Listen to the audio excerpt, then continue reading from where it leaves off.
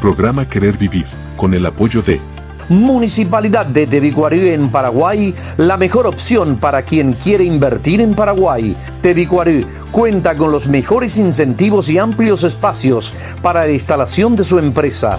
Mi nombre es Juan Paredes, soy intendente de la ciudad de Tebicuary, departamento de Guairá, acá en Paraguay. Quiero invitarles a todos los empresarios, tanto sea del Paraguay, Mercosur, de América y del mundo, para que vengan a invertir acá en nuestro distrito. Contamos con incentivos fiscales, tanto a nivel gubernamental, departamental y también municipal. Aparte de los incentivos, también el acompañamiento que van a tener el municipio, de mi persona y los colaboradores. Bienvenidos a todos los empresarios. Muchas gracias. Municipalidad de Presidente Franco, Paraguay. Cuenta con espacios para la instalación de industrias, que el municipio brindará incentivos municipales. Presidente Franco prepara su plan para inversiones internacionales. Yo soy Roque Godoy, intendente de la ciudad de Presidente Franco, Alto Paraná, Paraguay.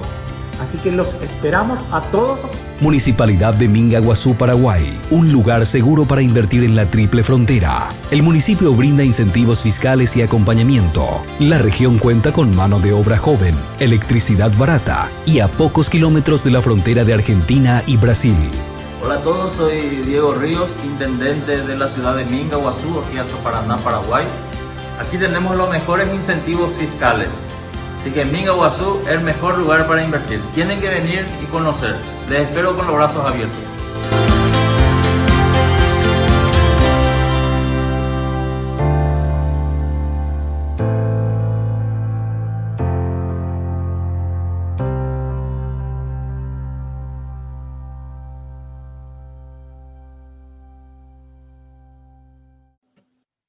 Saludos y bienvenidos una vez más a este vuestro programa Querer Vivir, programa que se emite todos los viernes a partir de las 11 de la mañana en Radio Merena, emisora municipal de Merena del Alcor, desde la 107.4 de la FM y también en Radio Mercosur para toda Sudamérica.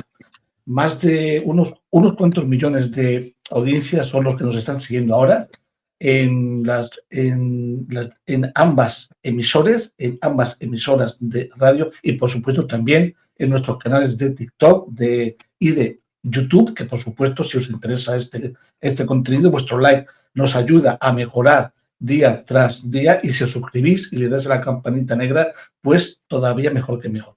Y hoy vamos a seguir una línea que comenzamos con el tema de los crímenes, pero lo vamos a tocar desde una perspectiva científica, la criminología y la criminalística, que no es lo mismo. Y para eso tenemos aquí pues a una persona que sabe muchísimo de esto, que es criminóloga y que además tiene un canal en TikTok, que lo vamos a poner, el link lo vamos a poner en el descriptor de nuestro vídeo de YouTube, porque os lo aconsejo, porque se aprende una barbaridad.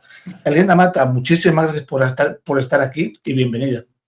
Muchísimas gracias a ustedes por contar conmigo y sobre todo por ayudarnos a visibilizar la criminología que nos hace falta. Muchísimas gracias. Pues la verdad es que sí. Y también quiero saludar a nuestros queridos compañeros. María Luisa Gulo desde Sevilla. María Luisa, un fuerte abrazo y muchísimas gracias. Gracias a vosotros, por supuesto, con contar conmigo también. Hoy es un tema interesantísimo y estamos ávidos de aprender de Elena. A ver qué nos cuenta. Así es. Y en último lugar, y no menos importante, que siempre lo digo, nuestro querido compañero también desde Sevilla, Luis Aniza. Luis, muchas gracias por estar aquí y bienvenido, compañero. Tienes el micro mutado, Luis.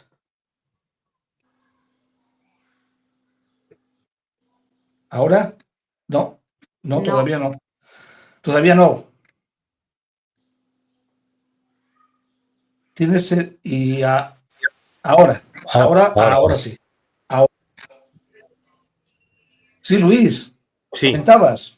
Que encantado de estar con vosotros. Una semana más. Agradecer a Elena su presencia, porque el tema es su especialidad interesantísima y bueno, pues seguro que va a ser un programa maravilloso como todos los programas. Así que deseando empezar. Seguro que sí. Pues vamos a comenzar por el tanto como Dios manda, a nuestra invitada. Tiene 28 años, Elena Mata Cano, y ha construido una sólida trayectoria profesional que combina la investigación, la especialización pericial, la divulgación criminológica. Inició su camino en el ámbito sanitario como técnico de laboratorio y análisis clínico en el Instituto de Biomedicina de Sevilla, pero su vocación la llevó a estudiar criminología y especializarse en el ámbito pericial, con máster en grafística, documentoscopia, informe criminológico, reconstrucción de accidentes y laboratorio criminalístico.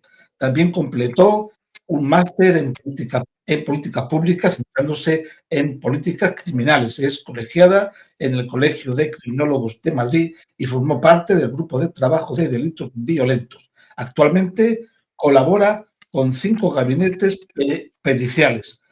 Supervisa TFG y TFM y dirige HMC Laboratorio Pericial. Además, como hemos dicho anteriormente, divulga sobre criminología en redes sociales, particularmente en TikTok, programa que recomiendo muchísimo, acercando esta disciplina a la sociedad.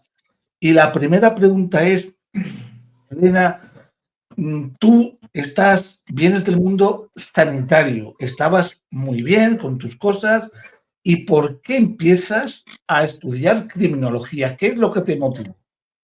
A ver, sí que es verdad que por norma general pues la gente suele estudiar las carreras desde que eres pequeño pues más o menos vas sabiendo lo que quieres hacer.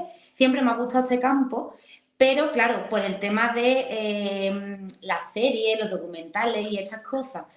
Pero claro, también sabía que la realidad de la criminología pues era bastante deficiente en España. Entonces yo quería estudiar medicina forense porque era lo que más dinero me iba a dar y era parte de ciencia, que era lo que me gustaba. ¿Qué pasa? Que cuando hice bachillerato, pues aunque tenía matriculado no pude entrar en la carrera, estudié la FP de laboratorio y empecé a trabajar. Entonces, claro, como yo ya tenía mi trabajo, estaba a gusto, me gustaba mucho mi trabajo, entonces decidí pues seguir estudiando porque, como habéis podido ver, me encanta saltar de un lado a otro y aprender un montón de cosas. Digo, bueno, pues voy a seguir estudiando, voy a estudiar una carrera, pero esta vez me lo voy a tomar con más calma y voy a elegir una que verdaderamente me guste, no por el valor económico que me pudiera dar día de mañana, sino por lo que me guste de verdad. Entonces me dediqué a leerme todos los planes de estudio y encontré criminología. Y para mí fue amor a primera vista, sobre todo por el carácter multidisciplinar que tiene.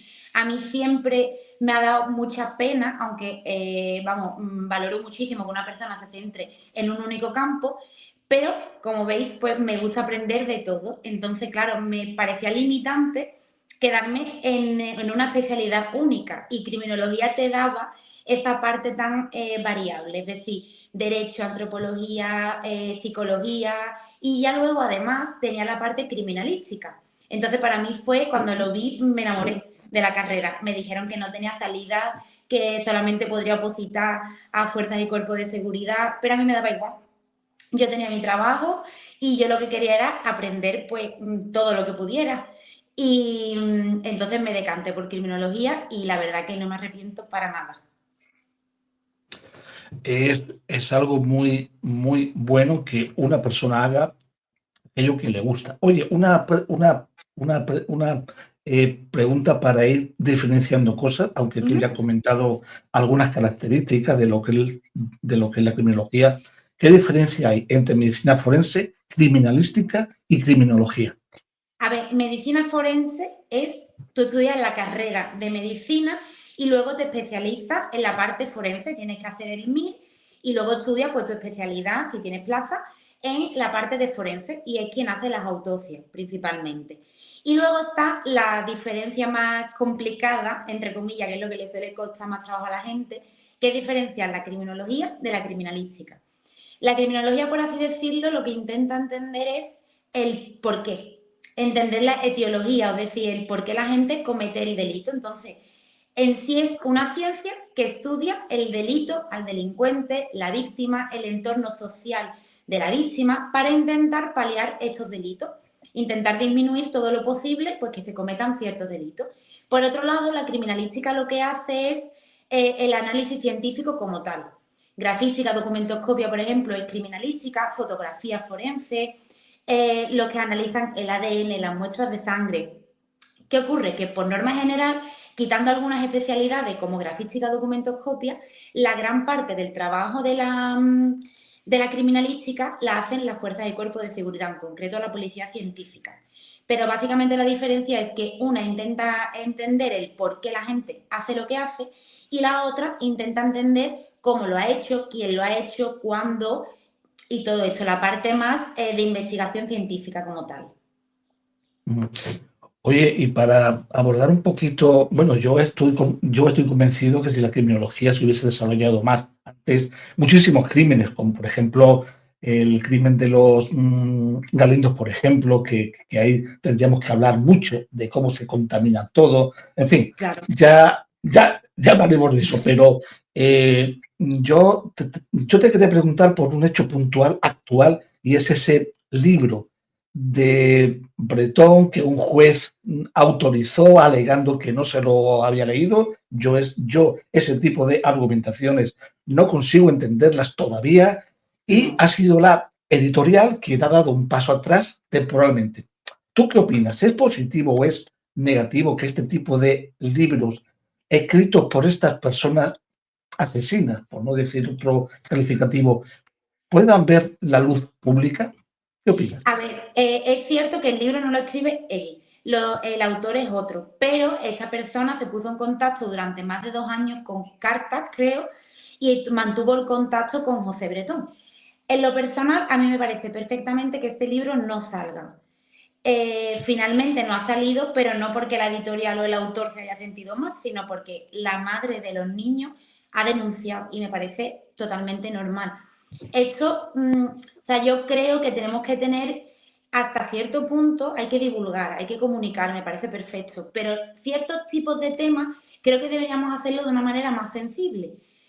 Nos gusta mucho que algo se haga viral, estamos ahora mismo en la era de la inmediatez, lo queremos todo ya y además opinamos absolutamente de todo de manera muy individualista y sin tener en cuenta quién nos puede estar viendo o quién puede estar consumiendo nuestro contenido. Por eso yo cuando, por ejemplo, hice el vídeo hablando de lo de José Bretón, no quería ahondar en el contenido del libro porque hay algunas declaraciones en prensa donde hablan del contenido, porque es que me parece deleznable monetizar el sufrimiento de una familia.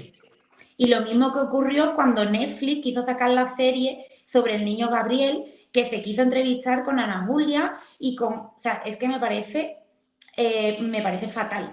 Yo sé que nos gusta mucho el true crime, yo sé que nos encantan estas cosas, pero una cosa es, como por ejemplo el documental de Marta del Castillo, que tienen en cuenta a los padres de la víctima y que los hacen partícipes de este tipo de documentales, y otra cosa muy distinta es el salseo, porque además se nota cuando tú estás comunicando para enseñar y cuando estás comunicando para crear un morbo. Y a mí me parece que el que este libro no se publique me parece perfecto y es que yo no entiendo, yo entiendo que ese hombre pues querrá comer o querrá intentar monetizarlo de alguna manera, pero es que hacerlo, no todo vale. Hacerlo a costa del sufrimiento de una familia, yo estoy totalmente en contra de eso. Totalmente de acuerdo contigo, Elena. No voy a abusar más. Voy a dar la palabra ya a mis compañeros. María Luisa, cuando quieras. Bueno, es que hay tantas cosas de que hablar y de que preguntarte. Me imagino que empezaremos a preguntarte ya mismo sobre estos crímenes que estamos hablando. Pero yo tengo una curiosidad y tú has sacado antes el tema de las series. Ahora se lleva mucho, esta serie, por ejemplo, el CSI, ¿os ha hecho daño a los criminólogos? A ver, no nos ha hecho daño como tal, personalmente, pero sí que es verdad que se ha desvirtuado mucho lo que es la figura real del criminólogo. Porque por eso a mí me surgió la idea de empezar a divulgar de criminología en TikTok, porque realmente yo de ahí no saco absolutamente nada, pero es que me parece muy importante para que no haya intrusismo ni confusiones tampoco, el delimitar cuál es el trabajo y no tenemos por qué saber de todo. A mí todavía me cuesta trabajo diferenciar entre un educador social y un trabajador social. por ejemplo, y mi madre es educadora social. Entonces, pero creo que es muy importante, como es una carrera relativamente nueva, que se diferencie mucho, porque es verdad que la sociedad general tiene una percepción distorsionada de lo que realmente es la criminología. No nos hace daño, pero no es la realidad, ni muchísimo menos lo que hace un criminólogo. Claro. Muy bien. Que ven la serie y todos somos criminólogos, ¿verdad? Efectivamente. Pero vamos, eso pasa con muchas cosas. Yo me lo encuentro con compañeros que son psicólogos, como opinamos de todo, porque opinar es gratis, por supuesto, pues, y sobre todo el tema del delito, que como está tan a la orden del día y realmente cualquier persona es potencialmente una víctima, e incluso un delincuente, claro, te tomas la libertad de comentarlo como la política, ¿no? En la barra del bar, tomándote una cerveza, tranquilito, pero realmente hay muchísimo desconocimiento sobre el delito y, claro, la criminología sí lo explica. Pero como entendemos de todo, porque todo el mundo somos el maestro liendre, pues... Así es. Bueno, muchas de las técnicas de investigación que salen en criminalística en CSI Miami o CSI Nueva York, muchas de esas técnicas se deben a un médico patólogo, creo que es patólogo forense español de la Universidad de Granada, el doctor Botella. Ah, o sea pues que no lo sabía. Que muchos de esos, muchas de esas técnicas que salen en CSI de los Estados Unidos se deben a profesionales nuestros, ¿eh? O sea, que eso también hay que decirlo. El doctor Botella, que le gusta muchísimo comer, le encanta, como a mí, nos encanta la buena mesa. Don Luis Aniza, adelante. Sí, Elena, a mí me gustaría preguntarte primero dos cosas fundamentalmente, pero vamos a empezar por la primera.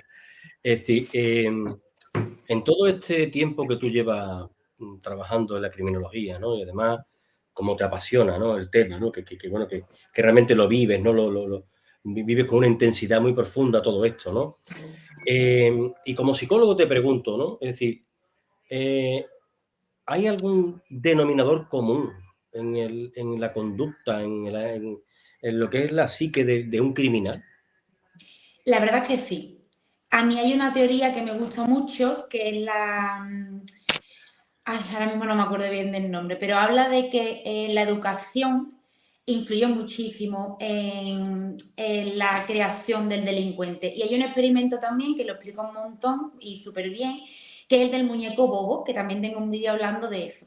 Aquí a una serie de niños se le pusieron vídeos de unos adultos golpeando un muñeco, que era un payaso, más o menos del tamaño de un niño, y le hicieron que estos adultos pues interactuaran con el muñeco golpeándolo. ¿Qué es lo que ocurrió? Que cuando los niños fueron a jugar con este muñeco, al final la interacción que tenían estos menores con el muñeco, menores eran niños pequeños, era golpeándolos también. Y no solamente se quedaron en golpear al muñeco, sino que empezaron a inventar nuevas formas de agredirle.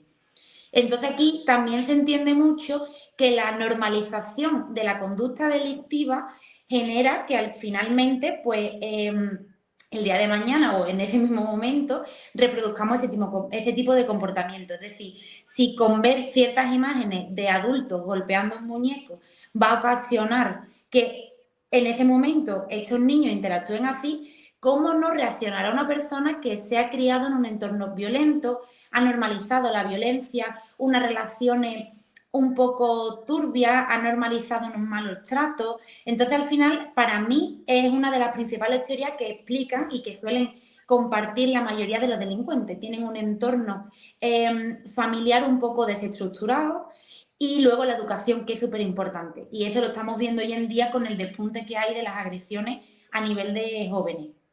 Estamos viendo que es una educación bastante negligente, bastante permisiva, está ocasionando que haya muy pocos límites, muy poca empatía y por lo tanto está aumentando de manera exponencial la agresividad en los jóvenes.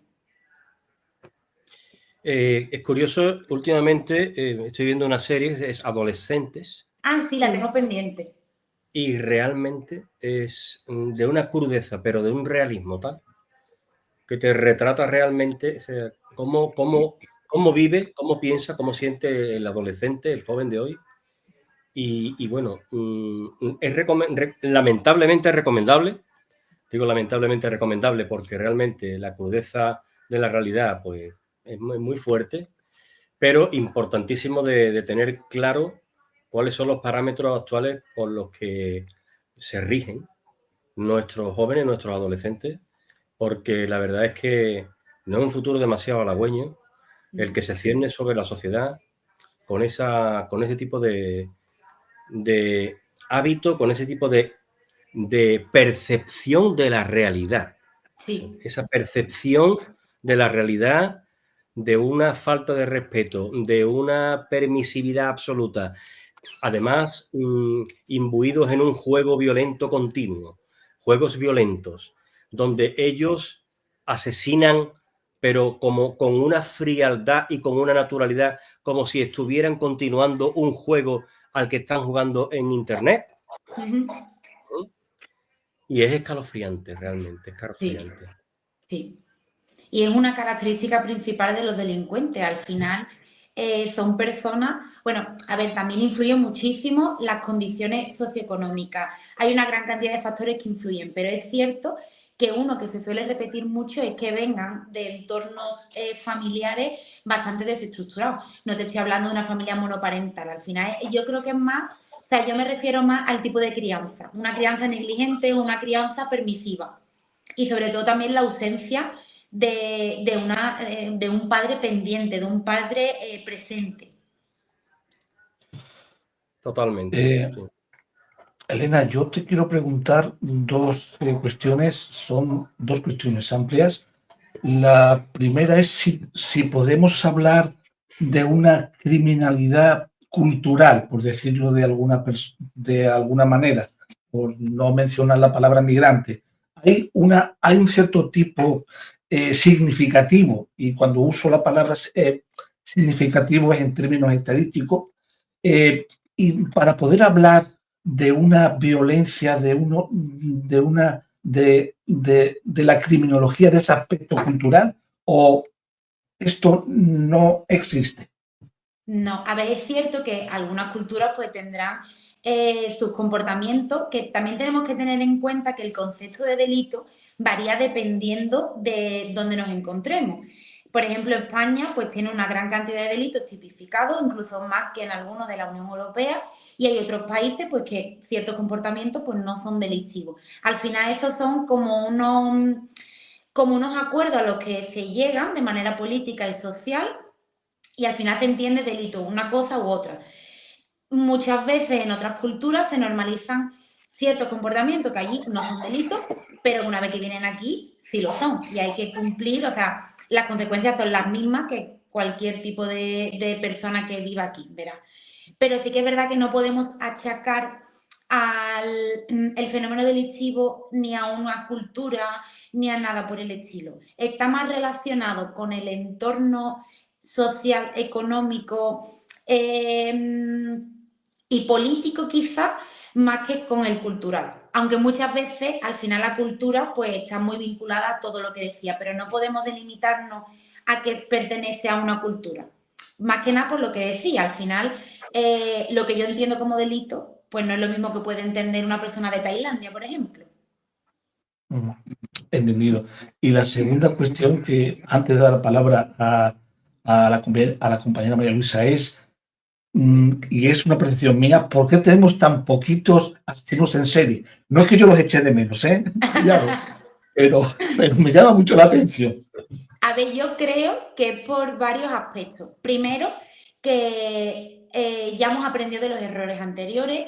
Uno de los principales problemas de los casos más escandalosos de asesinos en serie o de asesinatos es que las actuaciones policiales pues no han seguido quizás el control que tenían que seguir. Ha entrado muy rápidamente, por ejemplo, lo que ocurrió con Marta del Castillo, ¿no? Entró muy rápido la prensa, por lo tanto se filtró mucha información. Pero yo creo que lo principal es también el avance tecnológico, tenemos muchas más herramientas para identificar.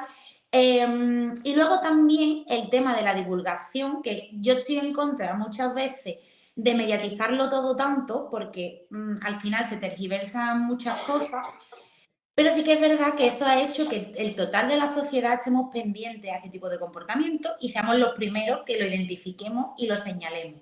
Como una manera de control social más informal. Entonces, claro, estamos trabajando contra el delincuente, toda la sociedad.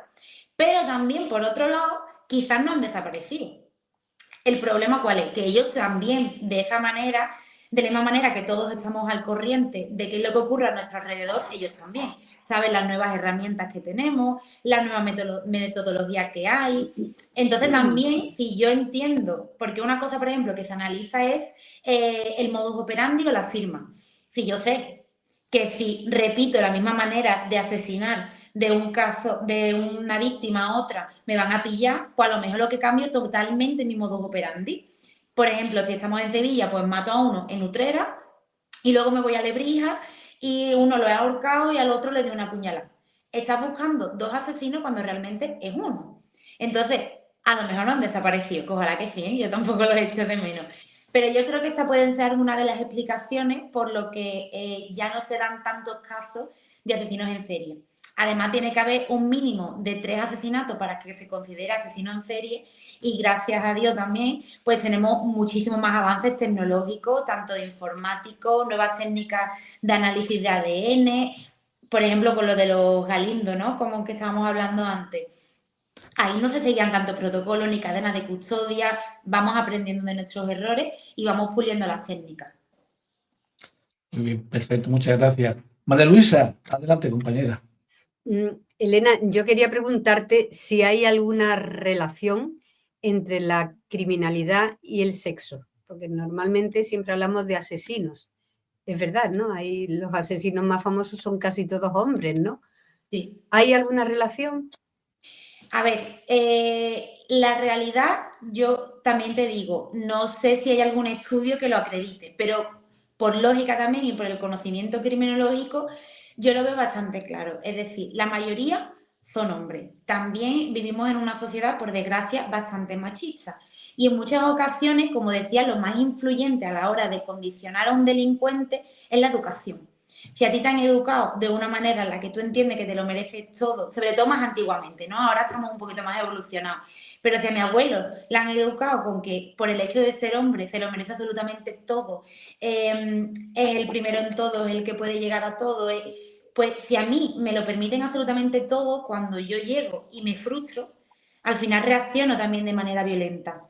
Luego también el machismo les afecta a ellos, por supuesto. Entonces están como mucho más relacionados con unos comportamientos más agresivos, más violentos, y todo esto pues condiciona que realmente pues la mayoría de los agresores sean hombres. A nosotras se nos educa pues de una manera mucho más suave, por así decirlo. Tenemos que guardar la forma, tenemos que ser más respetuosas, se nos limita un poco más en ese sentido, mientras que a ellos, por norma general, se les permite un poco más socialmente hablando. Entonces yo creo que esto hay veces que si el hombre lo malinterpreta puede entender que tiene el derecho sobre otra persona. Claro, claro. Así es. Muy bien. Luis, adelante.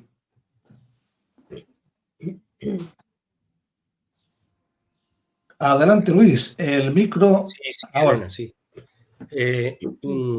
Quería preguntarte sobre el tema de la grafología. A mí es un tema que me apasiona. Siempre me ha encantado ese tema. Es algo que siempre me ha inquietado. Es decir, ¿cómo es posible detectar las personalidades a través del grafismo, ¿no? Y me gustaría que ahondaras un poquitín en tu experiencia sobre la grafología y la importancia que tiene dentro de la criminología y la importancia que tiene a la hora de pues, encontrar a un criminal, por ejemplo, ¿no? A ver, yo aquí sí que tengo sentimientos encontrados. ¿Por qué? Pues porque cuando estudié el máster, que una cosa es grafística y otra cosa es grafología. La grafística lo analiza desde la perspectiva más objetiva.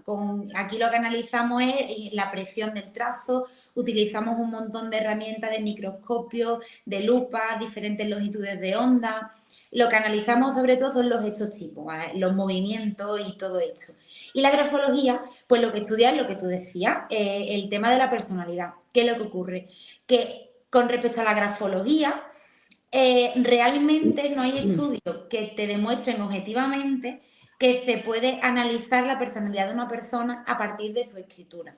Entonces, los criminólogos y los criminalistas no podemos utilizar la grafología como una herramienta que acredite verdad. Es verdad que se utiliza, pero realmente se puede desmentir con cualquier estudio que verá que se puede tirar por tierra, por así decirlo. Es muy interesante, a mí me encanta también, pero es verdad que hay que coger el tema un poco con pinzas, porque no podemos extrapolar a una personalidad a partir de una escritura. ¿Por qué? Pues porque yo, por ejemplo, puedo estar escribiendo de manera inclinada y hecho de nota que soy una persona súper optimista, pero realmente es que estoy escribiendo mal puesta, con una postura. Entonces, como muchas veces eso es muy difícil de demostrar de manera objetiva, la grafología pues no se incluye dentro de este tipo de pruebas que quizás pueden servir a lo mejor como una herramienta de apoyo, igual que el perfil criminal, una perfilación criminal, pero no como una ciencia exacta.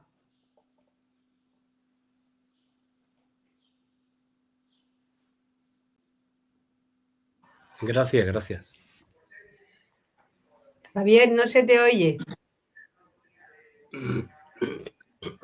Y es que tengo el micrófono mutado para evitar ruidos. Elena, yo te voy a pedir que tú nos cuentes eso que has comentado en tu canal de TikTok, que me parece que es maravilloso. Cuentas las cosas con muchísima sencillez, con muchísimo respeto y con datos y hechos científicos, que es lo que más me gusta también. Que comentaras eso de que un cristal roto puede inducir al delito. ¿Nos puedes comentar eso? Por supuesto. Este fue un experimento que se hizo hace un montón de años, era un experimento psicosocial que lo que analizó fue la respuesta, querían entender de dónde salía el fenómeno delictivo. Lo hizo Zimbardo, creo recordar. ¿Qué es lo que hizo? Pues que puso un vehículo en perfectas condiciones, uno en el Bronx, en Nueva York, y otro en Palo Alto, en California. Palo Alto se supone que era un barrio súper bueno, y el Bronx, pues, condicionaba la parte mala, ¿no? Como lo que entendemos como, por ejemplo, el Basie y los Bermejales, a lo mejor, ¿no? Entonces, ¿qué es lo que ocurre? Pues que en el Bronx, a los 5 días, el coche estaba totalmente desmantelado, no quedaba ya casi nada, y en Palo Alto, pues, el coche estaba estupendamente. ¿Qué es lo que hizo el investigador? Que se fue a Palo Alto, partió una de las ventanas del vehículo y en muy poco tiempo, de nuevo el vehículo, pues, quedó desmantelado. Entonces, claro, aquí ¿cuáles fueron las conclusiones que obtuvo este hombre? En un primer momento, que no podemos relacionar una pobreza o un nivel económico bajo con la delincuencia, que es verdad que influye, pero que como hemos visto aquí no es condición sine qua non, ¿vale? Que en cualquier circunstancia se puede dar un delito. Lo siguiente que concluyeron fue que cuando vemos este tipo de cosas, por muy pequeñas que sean, al final tendemos a sumarnos al carro y lo justificamos. Yo esto lo puse de ejemplo, el tema de la suciedad. Cuando tú vas andando por un sitio que está súper limpio, a ti te da pena ensuciarlo. Entonces tú no tiras absolutamente nada al suelo. Mientras que, por ejemplo, vas andando por una zona que está bastante sucia o muy descuidada, al final lo que hace es pues, que te sumas al carro y sigues tirando basura porque no tienes esa percepción. Claro, esto justifica lo que tú comentabas de que se previene el crimen. Cuando vemos una ventana rota y vemos que no hay consecuencias y que eso sigue ahí y no pasa absolutamente nada, la mayor parte de la población ahí lo que entiende es que delinquir no tiene consecuencias, en este caso concreto. Y lo mismo ocurre, me lo preguntaba una seguidora del canal, con personas o con cualquier otra cosa. Cuando vemos una persona que por norma general pues es débil, sobre todo en edades más jóvenes, tendemos a seguir machacando a esa persona porque lo justificamos, vemos que no hay consecuencias y nos unimos al carro. Y esta técnica se utiliza también mucho para una prevención a largo plazo. Por ejemplo, un graffiti o otras cosas. Si no se elimina lo más rápido posible, puede que caigamos en la equivocación de pensar que cometer ese tipo de cosas no tiene consecuencias y por lo tanto esto se puede extrapolar a delitos mucho más graves, porque si lo poco no tiene consecuencias, lo mucho tampoco. ¿Tú dirías que tenemos una policía o sea, una forma de prevenir poco lo que es el delito, una policía prospectiva en vez de preventiva?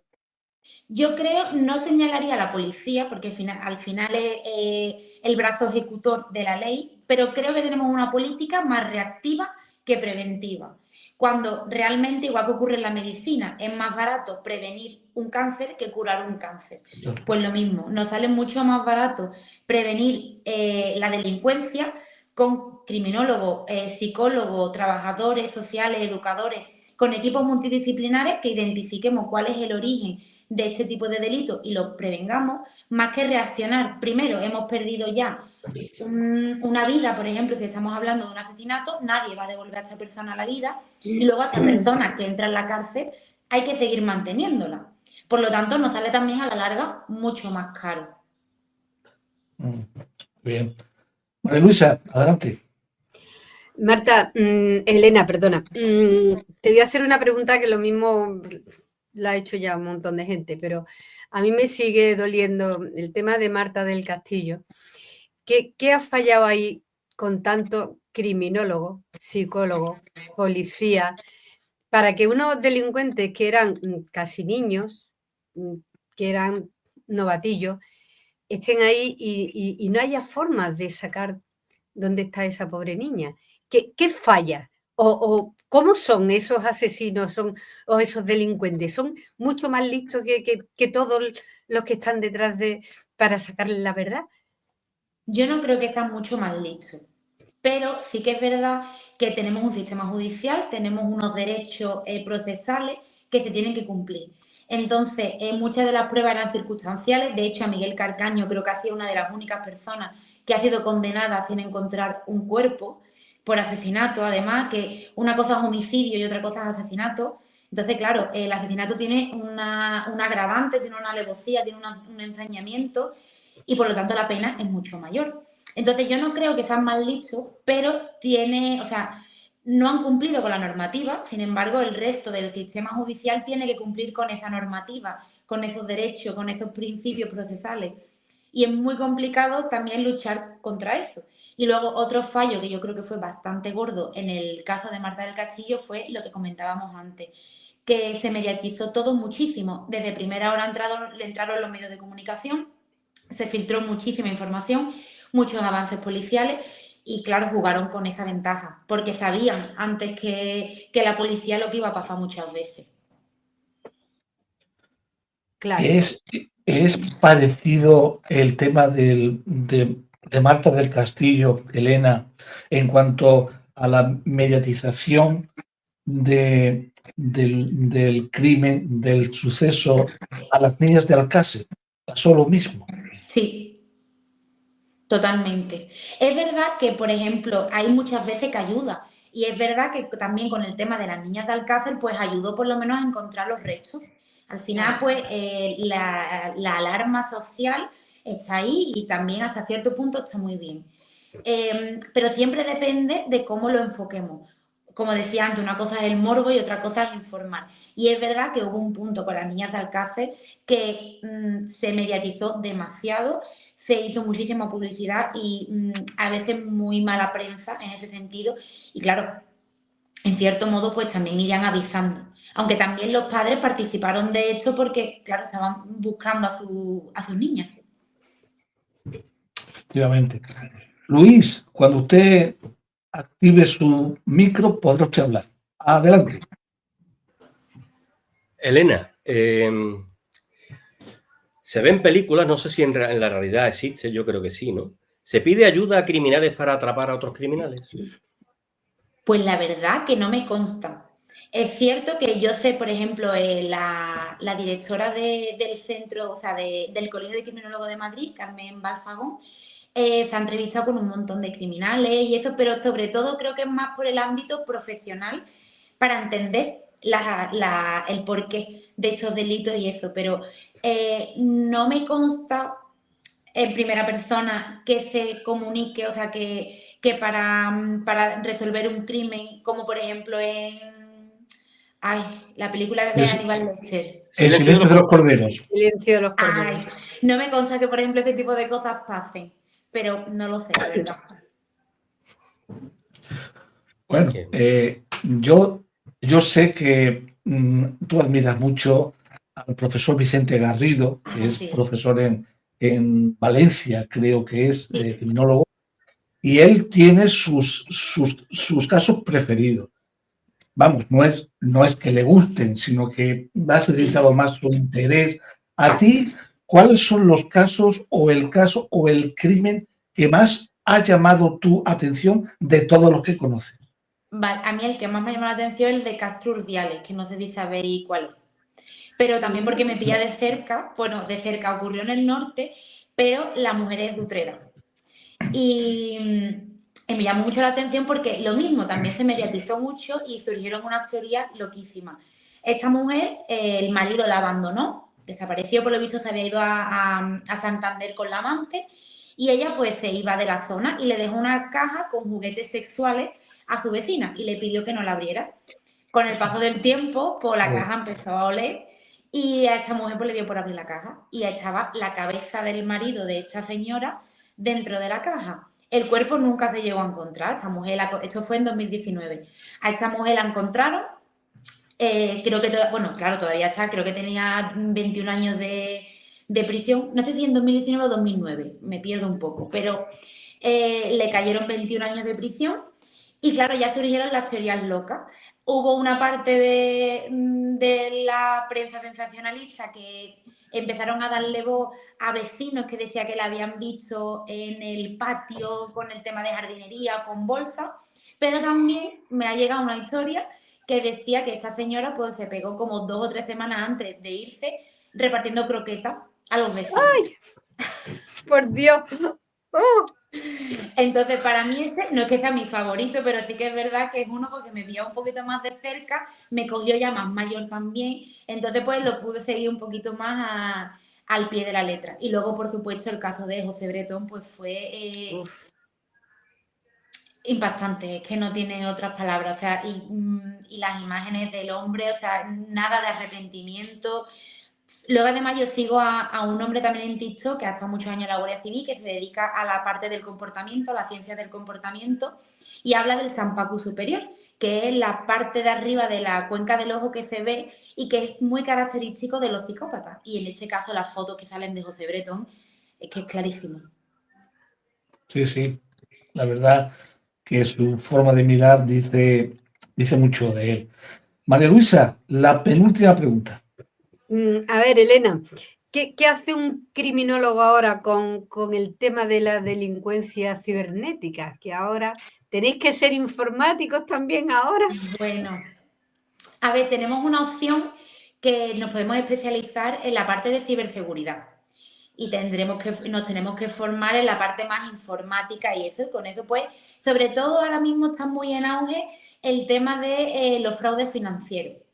Entonces, sobre todo entidades bancarias, pues contratan criminólogos con nombre y apellido para cubrir estas vacantes. Entonces, ahora mismo sí que es verdad que está muy a la orden del día, pero también lo puede hacer un ingeniero informático. Muy bien. Luis, te corresponde a ti hacer la última pregunta. Vaya, muchas gracias. Elena, a la hora de la actuación de un criminólogo, ¿se necesita el requerimiento de la policía para tu servicio, para vuestro servicio? ¿Se puede hacer de forma independiente, de forma privada? ¿Cómo es la intervención del criminólogo en este nivel? Pues tenemos 2 vías. Tenemos la parte más privada y la parte pública. Para la parte pública, con que tú estés colegiado y estés dado de alta en las listas periciales de los juzgados, el que más te interese, ellos se ponen en contacto contigo en el momento que necesitan un informe criminológico y tú pues ya con las diligencias judiciales pues los vas trabajando y los vas haciendo. Y luego la parte privada, que es por donde más me han salido, el cliente se pone en contacto contigo porque le gusta el trabajo, le parece buena idea el papel del criminólogo en su caso concreto y pues nada, se desarrolla a nivel privado. Luego también tenemos que ir a ratificar a juicio, por lo tanto estaríamos dentro del procedimiento judicial, pero desde la vía privada. Muy bien, pues se nos ha acabado el tiempo. Elena, algo que quieras añadir que tú consideres que la gente deba conocer y que se haya quedado en el tintero. Para mí, yo creo que lo más importante es que delimitemos el trabajo del criminólogo. Gracias también ahora mismo se están desarrollando, se ha hecho una propuesta no de ley, me parece, para empezar a regularizar el trabajo del criminólogo, que somos muy necesarios en la sociedad, que no digo de manera independiente, pero con un equipo multidisciplinar podemos hacer muchísimo, prevenir muchísimo más el delito, sobre todo a nivel de las políticas criminales, que es súper importante. Y sobre todo sí que me gustaría que llegara a la sociedad de a pie el tema de que tengamos un poco más de conciencia a la hora de hablar de estos tipos de delitos, a la hora de divulgar de estos delitos, y que tengamos la ética un poquito más mirada, porque podemos estar haciendo muchísimo daño. Y sobre todo que tengamos mucho cuidado con lo que vemos en los medios de comunicación, porque, como decíamos, pues muchas veces la información está sesgada dependiendo de cómo se focalice, y si no hay un profesional detrás que respalde esta información, tenemos que tener cuidado también cómo vemos y cómo entendemos los números y las estadísticas. Pues muchísimas gracias, Elena, ha sido todo un placer tenerte aquí Muchas gracias a ustedes. En Querer Vivir. Muchísimas gracias, de verdad. Ya saben, tu canal, ¿puedes enunciarlo? ¿Cuál es? Claro, mi canal es @CrisMinóloga, con Z. CrisMinóloga. Como yo. No os lo podéis perder y lo vamos a poner en el descriptor porque verdaderamente merece la pena, porque se aprende muchísimo. Bueno, como nosotros hemos aprendido aquí hoy. Un fuerte abrazo, compañera. Muchas gracias. Muchas gracias a ustedes. Muchas gracias, Elena. Hasta siempre, Elena. Muchas gracias. Hasta luego. Compañero, hasta luego.